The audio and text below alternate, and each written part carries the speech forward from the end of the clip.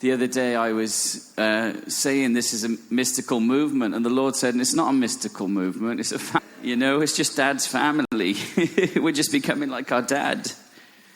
It's not a movement, it's us becoming who we're always meant to be. Awesome.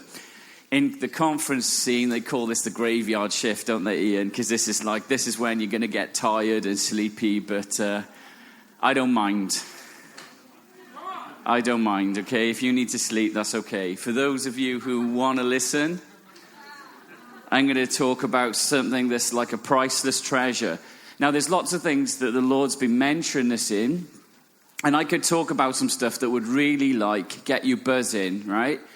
However, I want to talk about something that is more important than traveling through time and space or knowing about the different councils. Because people come up to me all the time and they ask me, how do you, go into the courts and how do you do this? But I've never had anyone ask me ever, not once. And I've been in full-time, not full-time, but nearly full-time ministry for 9 years. I've never had anyone ask me, how do I engage the presence? How do I get to know him? But the key to all these dimensions is so simple that people have ignored it because they cannot deal with the simplicity of becoming an ecstatic of how simple it is to begin to engage that arena. In fact, it's so simple that people haven't understood even what it is. When you leave this conference, I have got an ability to go in the Spirit and I'll be back in this dimension in my house because I've learned how to dig my own well. This is what John the Beloved had learned. He was on the Isle of Patmos and he could be in the Spirit on the Lord's Day. And I wonder what day the Lord's Day was. Paul and Barnabas could be in a prison and be so engaged in the realms of heaven that it shakes the whole prison. The prison isn't the problem. Your church isn't the problem. Your situation isn't the problem. It's the way you think is the problem. And I'm going to go after the way you think. I'm going to release on you today something that will transform and revolutionize you if you'll receive it. And I'm not exaggerating in that. This is probably one of the highest truths that I carry personally. It's the key to how I've walked with Enoch. It's the key to how I started to see angels.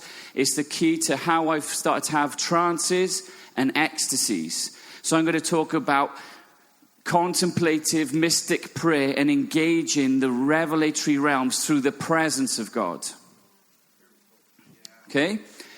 Now, I kind of see the government of God, Mount Zion, as this huge dimension.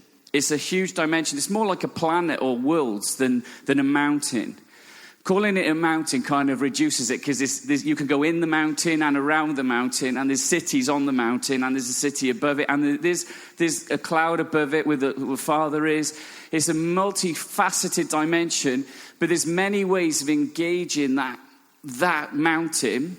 And you can't look for the way that someone else walked in. You've got to find the way that you're called to walk in. It says, teach a child in the way they should go. The way that I know how to engage the mountain is by following pleasure. This is on that one point, half of the movement here, or wherever we are, falls off. Because you are not seeking pleasure.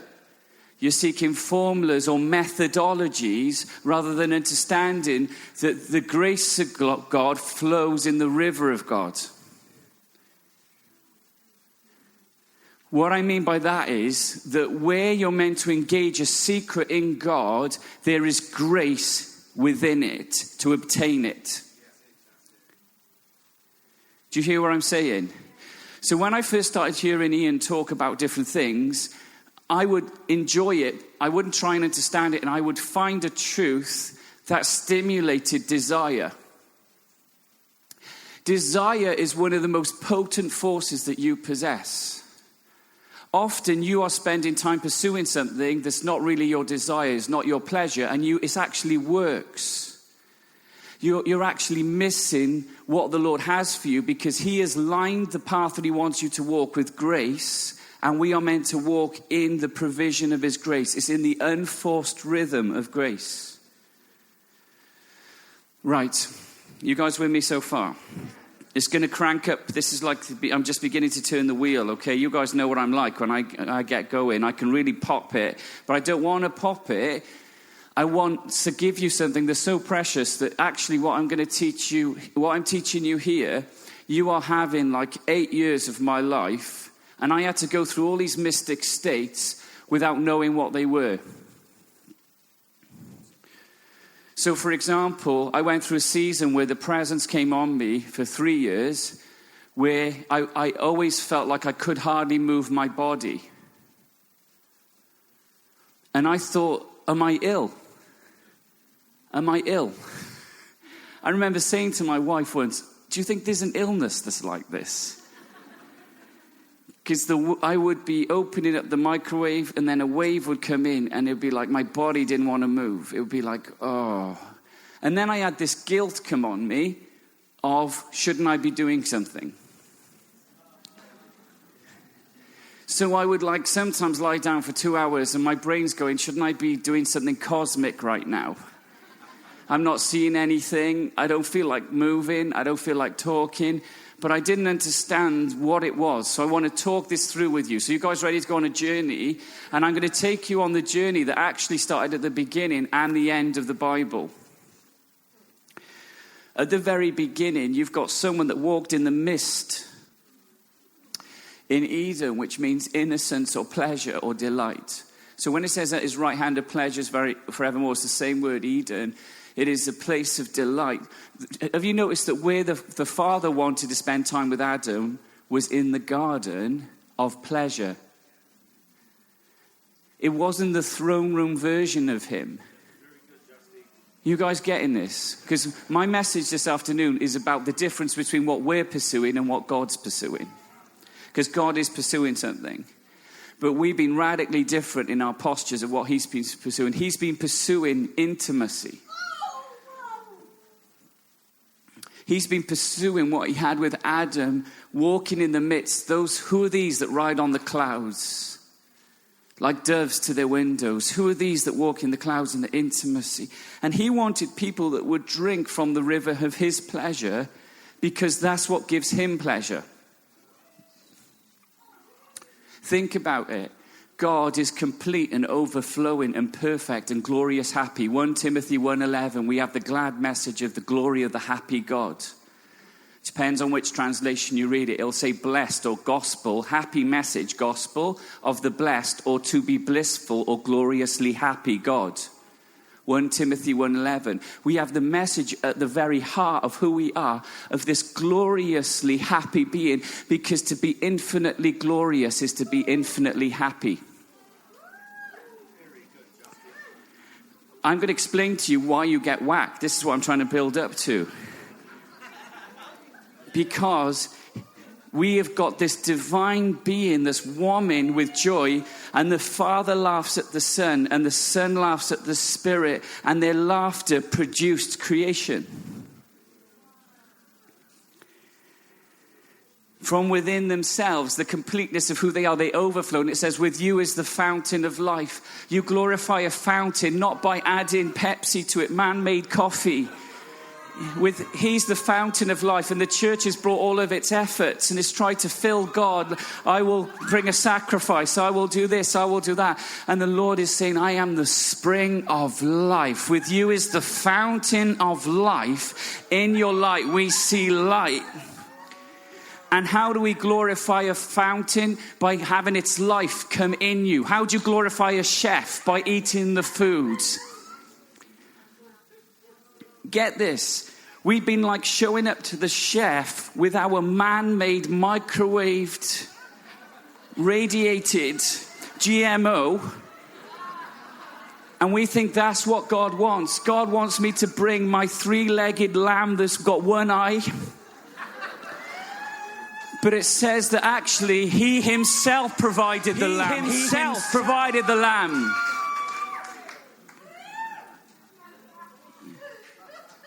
and we put down our three-legged, one-eyed lamb, and we realize it's not necessary. It is not necessary, not I, but Christ, not I. And then you see that he has prepared himself, the lamb, and at the altar there is the smoke is already there, the lamb is already there, the feast is already there, and he calls his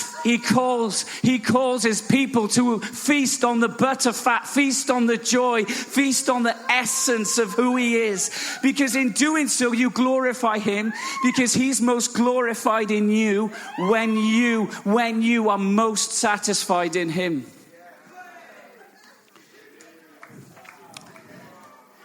The chief end of man, the Catechism says, is to glorify God and enjoy him forever. That is the chief end of man. But how do you glorify God most? By enjoying him. Worship is to enjoy something. If we worship something that we don't enjoy, that's called hypocrisy. So I don't want to get heavy. Lord, help me. I don't want to be heavy. I don't want to be heavy. I want to rejig your perspective into something the Lord's looking for, because he's releasing a new generation of wonder workers. And I know how to teach, for example, how to go in the Spirit and move to and fro, right? Because the Lord's taught me, in him I live and move. I've learned how to do that. Whoa. We've learned how to engage the courts of heaven. We've learned these things, but God's looking for something too. God's looking for something, and it hasn't changed since the beginning. And the Bible's encapsulated with this wedding ring. It starts with Enoch and the seventh, and Adam.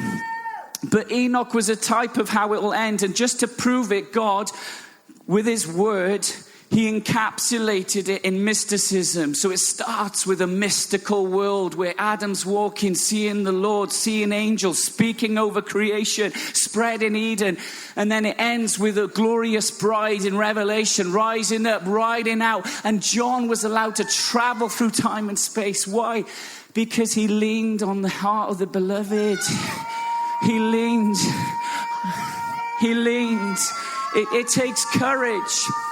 It takes courage to lean on his heart. It takes courage that you believe that he loves you, the gospel, that he himself has sanctified you, that you might lean on the heartbeat. And he is looking for slaves of love. He is looking for love slaves. And all these phenomena are beginning to happen. You know, in church history, people used to glow and levitate and bilocate and be incorruptible and speak. And, you know, like, for example, Bridget. When Bridget was the first woman apostle in the Irish, tradition, as far as I can tell. And on the day that she was ordained, she said she'd only be ordained if a group of other women were ordained with her as bishops or apostles. On the day that she got ordained and they prayed for her, the presence came on her. She fell on the balcony, and the balcony sprouted branches.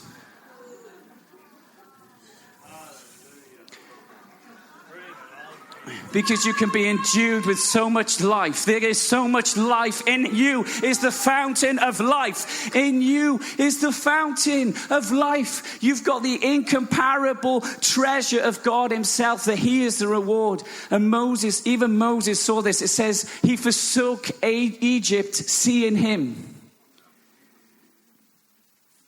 Wow.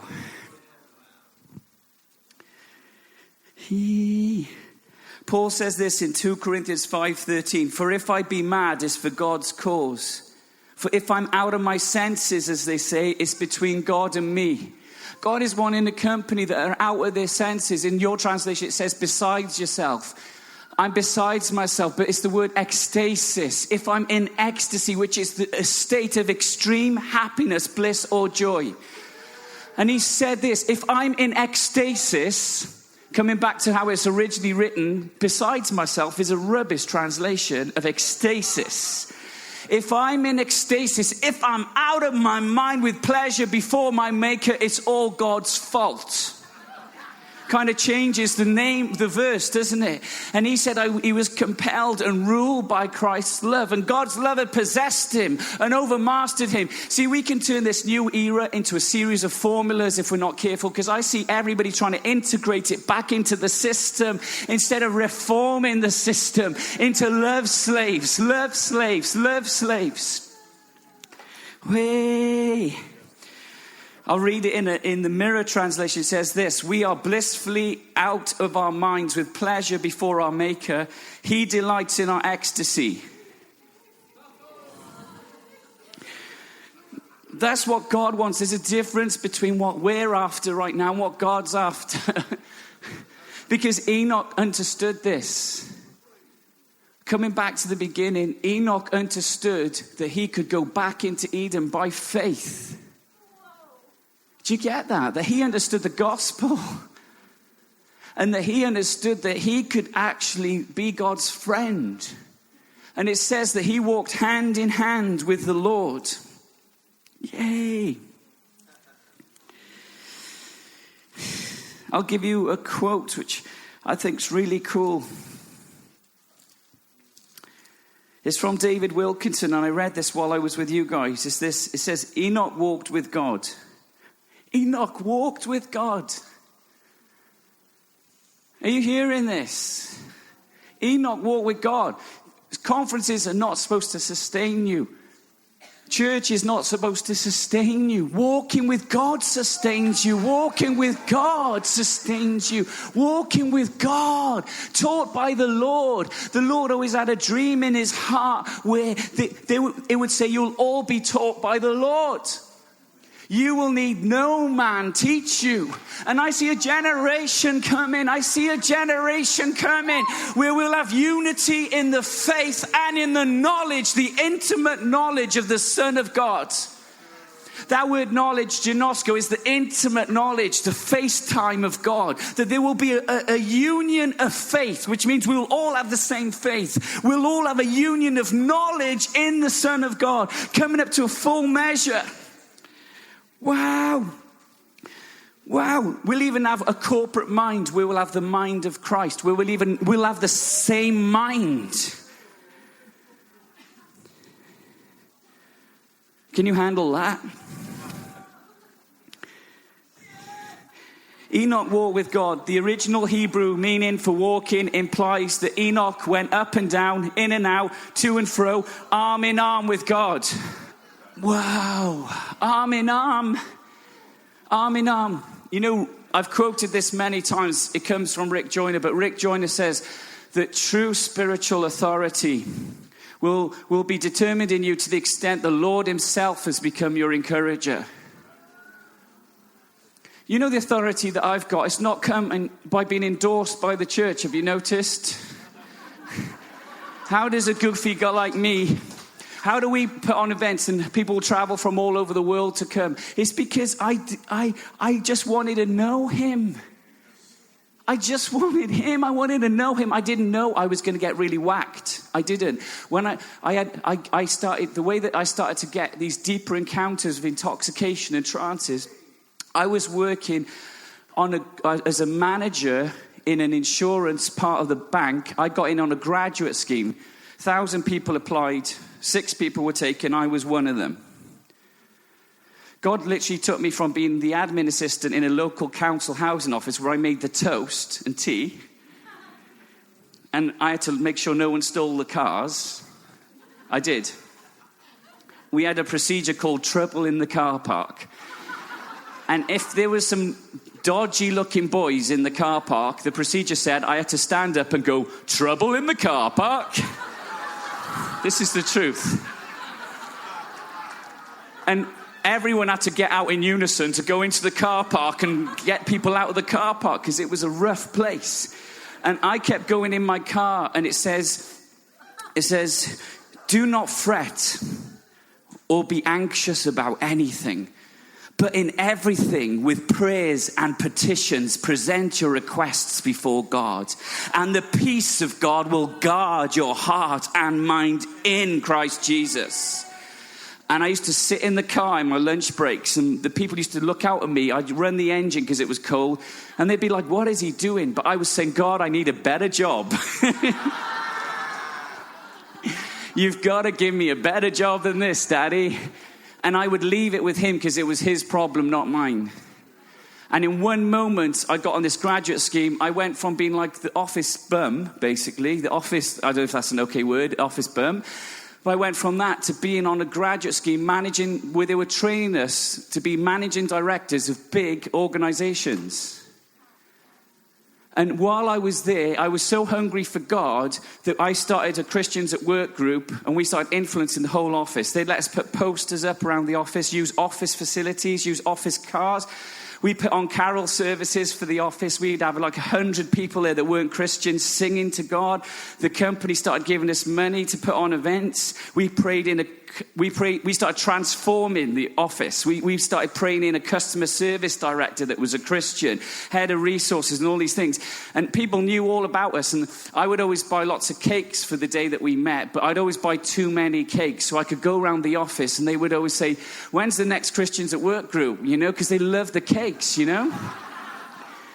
But in there, I was so hungry, and one day I put my hand on the keyboard, and every month I had to put a new password in, and the Lord said, son, your password for this month is, or this week or whatever, get ready. So I was like, get ready. I put it in, and the next day I'm like, get ready. Get ready for what? And then over the coming weeks, he said, get ready for change. Get ready for destiny. Get ready for breakthrough. And we got so hungry, we said, my wife and I, even though no one else understood this really, we said, we're gonna soak and wait on God 3 nights a week. Wow. Because you can't live without fulfillment forever. You can't live without seeing some stuff. Every story has to have a happening. Every story has to have an event. There has to be an event. Hey, is this okay what I'm sharing? Hey. And then I decided I was going to commit career suicide by taking Fridays off work.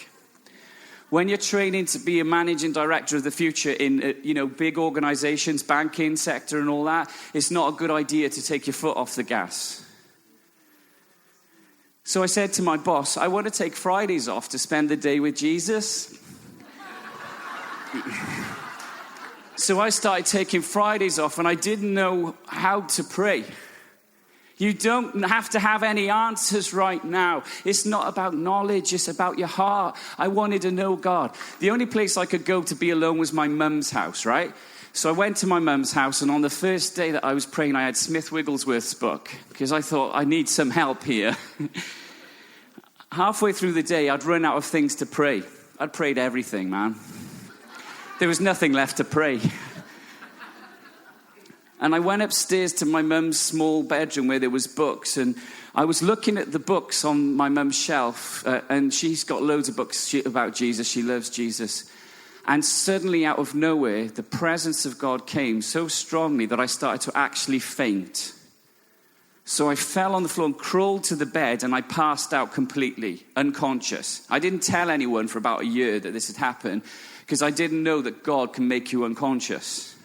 When he cuts covenant, he put Abraham in a deep sleep. He put Adam in a deep sleep. I hadn't seen that. And I woke up with this terrifying noise. Now, it was an audible noise. It wasn't inaudible. It was grinding, clanking, frightening, shrieking almost sound, which I think must have been the wheels of God or something. It absolutely scared the life out of me. Like, really. I mean, like, first of all, it was like coming off general anesthetic. I was coming off it, and I was like, why did I fall out unconscious? And then there was this grinding noise, and this grinding noise scared the life out of me. And then the Lord spoke to me, and he said, you're going to find me. And he gave me a prophetic word. He said, I am raising up an unstoppable generation. He said, I am raising up a company of radicals that if one of them dies or falls, 10 more will rise, and they will be unstoppable. This is when the Lord started speaking to me about forced change. He said, I act. He quoted Isaiah, and he said, I act, and who can reverse it? He showed me an image of a wild elephant and a little boy with a lead trying to stop a wild elephant running through a market in India. And he said, that's what it's going to be like. He said, can a little boy stop a wild elephant running through a market? He said, no one's going to stop what I'm doing in these days. And I decided to go for it, so I started to pray. And I started to have these visitations, but I would be so whacked. I didn't know what to do with my body. I didn't know about trances. I mean, if you guys had a trance, sometimes you feel like you're going to throw up just before you go into it. My face would go white. Sometimes, for 3 years, I couldn't use change when I went to shops because I couldn't understand the coins. One time I was going to the garage, I felt fine, and I had a flat tyre, and I drove it there with the flat tyre because I kind of figured, I don't know how to change a flat tyre. That's bad. And I felt absolutely fine. And I walked through the main entrance into the reception area. There was an old lady there, a manager, another person, and the secretary. And I walked through the thing, and immediately I was in the cloud. And I went from like being normal, like I need my tire changed, to whacked off my face, but trying to look sober. I said I brought my car, it's got a flat tire. They said, which model or make is it? I should know this. It's just parked outside. Fortunately, I literally parked it outside the door. They said to me, great. They said, what's your phone number? I looked at my iPhone, and all of those little squares meant nothing to me. There's little squares on your phone. And I was looking at this, and I was thinking, I should know this. I should know what this is. So I was kind of like scrolling through it, trying to look like I knew what I was doing. And then they said, where do you live? Do you know, I couldn't remember where I lived. The old lady at this point, she piped up and said, I thought this only happened to old people.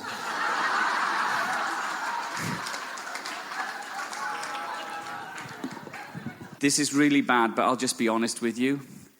I didn't know what to say. So I said, this is the honest truth, it's so bad. I said, feel sorry for me, guys. I did a lot of drugs when I was younger.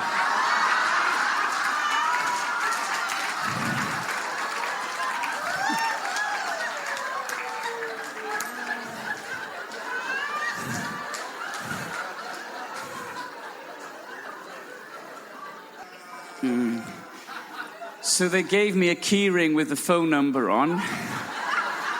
And they said, when you get home, I want you to ring us so we know you got there. It was a 20-minute walk home. Do you know, I laughed the whole way home. Laughed, because this is what Daddy's looking for. Daddy wants us to have fun. The whole purpose of it was just fun. It was fun. It was fun. It was fun. It was joy unspeakable and full of glory. And we've tried to formalize a relationship. He wants a relationship. He wants a relationship with you.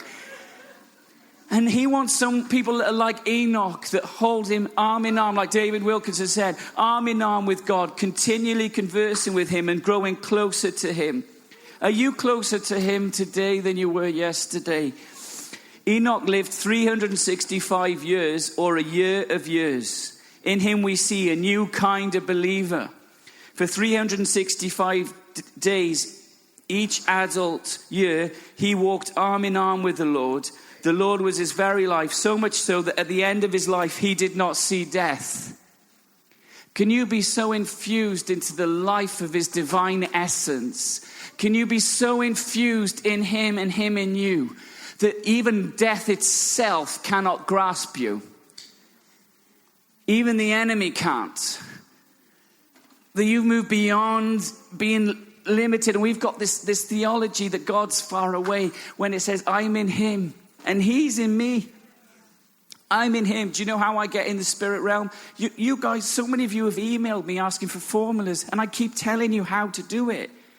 There's like a deafness. There's a spirit of deafness. It might even be stopping you from even getting what I'm saying. Do you know how easy it is to get recollected? Recollected is an old Christian term for when all the pieces of you get recentered on him. Okay? This is how the Celtic saints used to do it. I'm in him. Okay, right, let's stop there.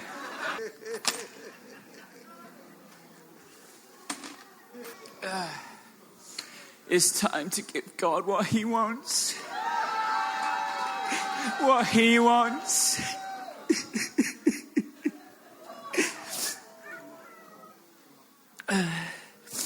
This is what he's wanting to say.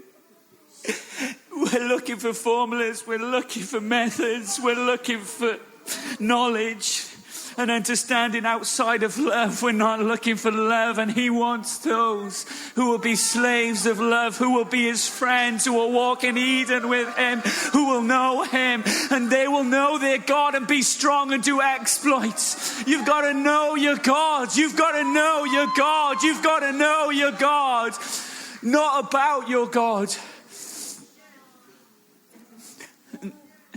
And there was a man who was God's friend.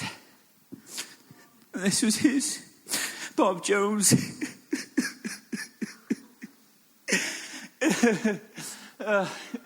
Larry Randolph gave me this. Laura Randolph, they felt I was supposed to have it.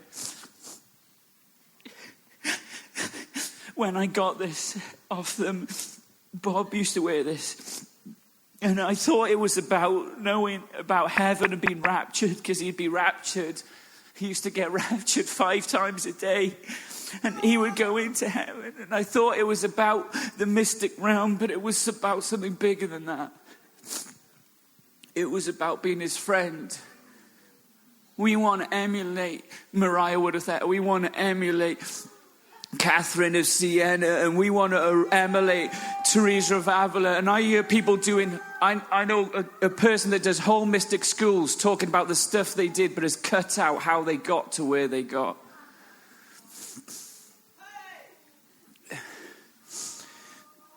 They loved him.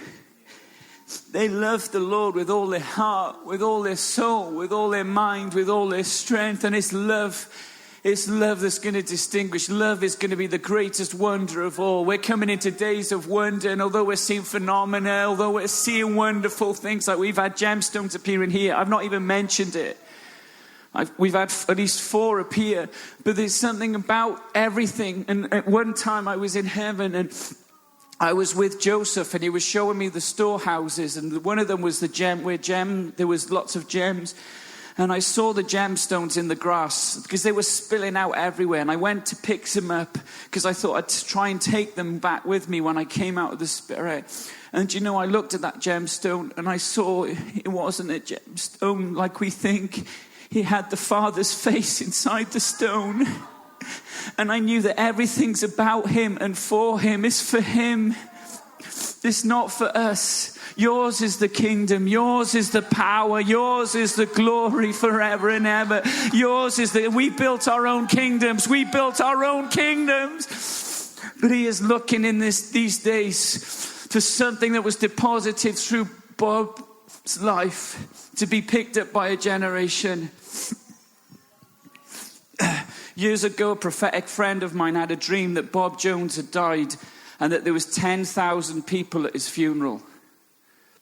10,000 is what Enoch saw that was coming. Enoch saw that there would be 10,000 of the mighty ones. I'm sorry this is a messy message. It's not kind of gone according to plan. I'm in him. He's in me. I feel sorry for so many of you when you could be taught by the Lord. Do you realize what you believed? You believed another gospel. Who has bewitched you with another gospel? There's a mantle of friendship coming here.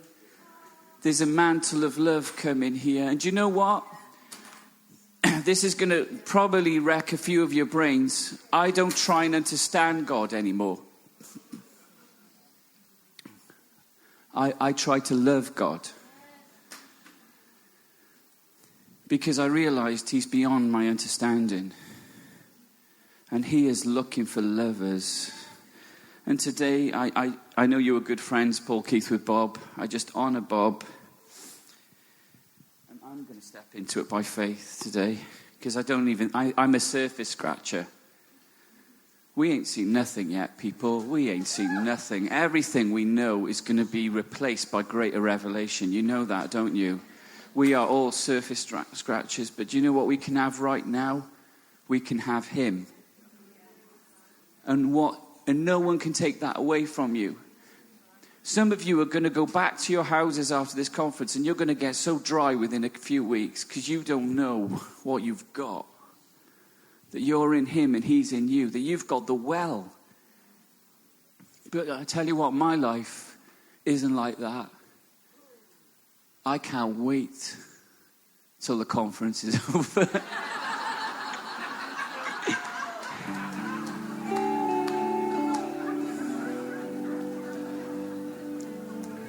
Amen.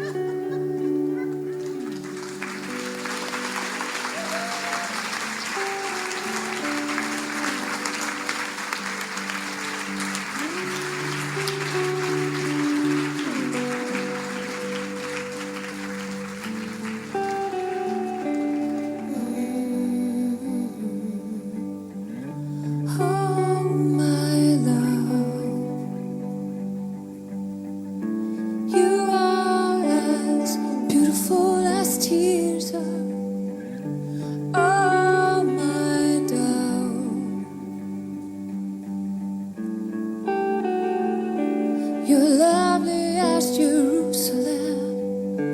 Oh, my love. Turn your eye away from me, for your eyes, they overwhelm me.